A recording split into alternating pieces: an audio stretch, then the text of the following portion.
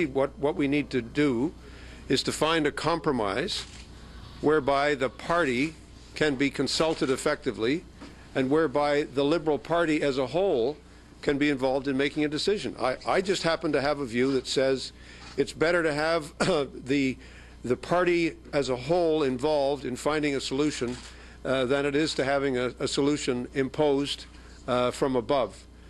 No other Democratic Party would do it this way, and I think we have to think very carefully about finding the right process. And that's something I know the party is going to be looking for, and I'm hoping that in the next 24 hours or so we can have a serious proposal that's there, that's reasonable, that's realistic, it's practical, and then we can move on from there. Are you worried about the urgency of the leadership crisis in your party right now? How feasible is this online approach that you're proposing, getting the whole country?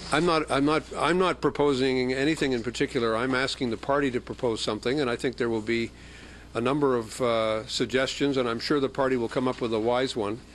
I do think it's important that we come up with a democratic process. I also do think that it's important that we get on with it and that the process not be unduly delayed. But I do think that if I may put it this way, in the 21st century, it ought to be possible to consult with the membership of the party about a subject that's as fundamental as the leadership. And somebody tells me that it can't be done. I'm sorry, I just don't buy it. It can be done. We just have to have the imagination and the creativity to get it done, that's all. Les analystes disent que votre demande d'avoir le parti complet qui va voter là-dessus, c'est juste une tactique pour rattraper le retard que vous avez sur M. Ignatieff. Qu'est-ce que vous en pensez? La réalité, c'est que ce que je propose the reality a un nom très simple. is that what I'm proposing is very simple, and the name is democracy. Democracy for a democratic party. And I think it's a principled approach. It's an approach that shows deep respect for party activists and supporters. But there are already rules in the Liberal Party. Anything. What I'm suggesting doesn't require any change to the rules. Talking about that it will bolster the conservative argument that this is anti-democratic and hurt support for the coalition? I think that it's in the interests of both Mr. Ignatieff and me to have a process that's democratic. I think it's in the interests of anyone who aspires to be the leader of the party, to be embracing a democratic process that involves the grassroots membership of the party. We've had literally hundreds, thousands of calls, of email messages, of calls from people who are outraged at the fact that it's seriously being suggested that we would exclude thousands and thousands and thousands of Liberals from participating in the choice of the leadership. It is something that outrages people. We're getting that response from lots of people across the country, from every section of the country, from every part of the country. That's a very widespread feeling, and I think one has to recognize that. You can ask the people, the party headquarters in Ottawa, have they heard from people about this question? The answer will be yes, they have. So let's find a compromise. It's a very Canadian suggestion. Let's find a compromise that's democratic, where both people who are submitting to the democratic will of the people say we will live by the will of the people, expressed in a sensible, reasonable, rapid fashion, and I think it's perfectly doable. Is this going to split the party? Kennedy endorsing your candidacy for Liberal leader? Well, I'm very proud to have Mr. Kennedy's endorsement. I could say something about it. I wish I'd had it 2 or 3 years ago, but that's another subject. But no, I mean, Gerard is a terrific member of Parliament. He's a fantastic advocate for openness and reform in the life of the party. He's got a tremendous amount to contribute to the politics of the Liberal Party, and I think he has a very strong view about democracy and about participation, about opening up the party and bringing in new members. And we simply have to do that if we're going to be successful. We represent 77 ridings out of a total of 308. There are whole provinces, like the province of Alberta, for example, where we have no members. So I don't know how the heck we can pretend to be taking all those views into account in the election of a member. Il y a des proportions vastes to Québec où on n'est pas représenté. There's also Quebec where we're not represented. Why is it so strange?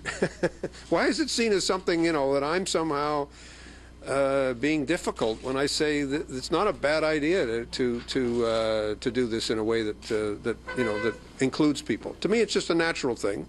And look, I'll live with whatever result. I'll live with if the party says we can't do it, it's not imaginable, it can't be done.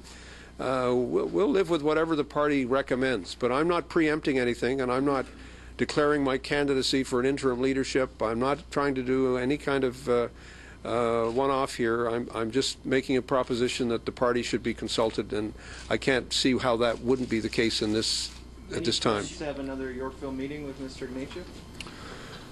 I don't know whether it be in Yorkville or in Toronto or Ottawa or wherever it would be. I'm always happy to meet with Mr. Ignatieff. He's a good friend of mine, and he's a great fellow. I have no problem meeting with Mr. Ignatieff or anybody else. Mr.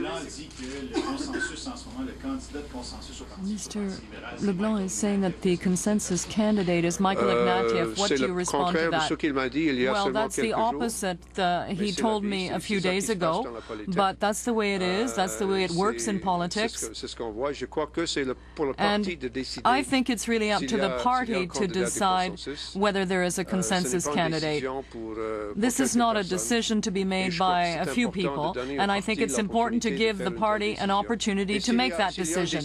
And if there is a clear decision, everyone will accept it. I will obviously accept it.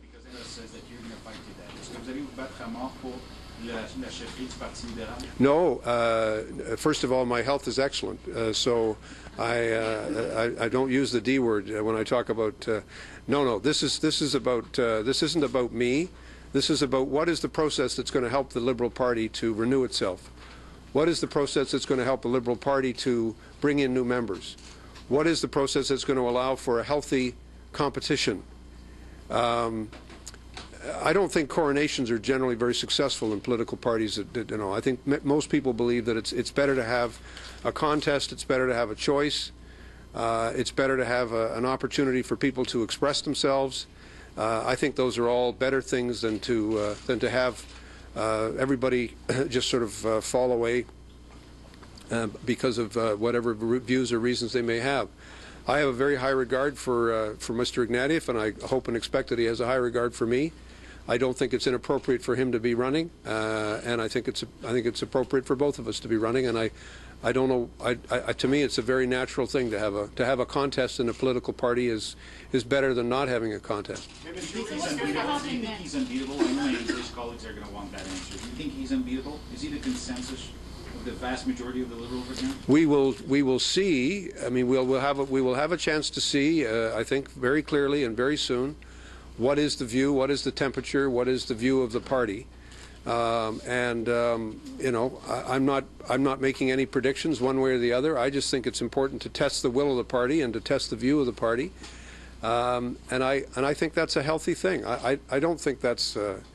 Again, I want to stress we're talking about the health of the Liberal Party here. We've been whacked in 2 elections.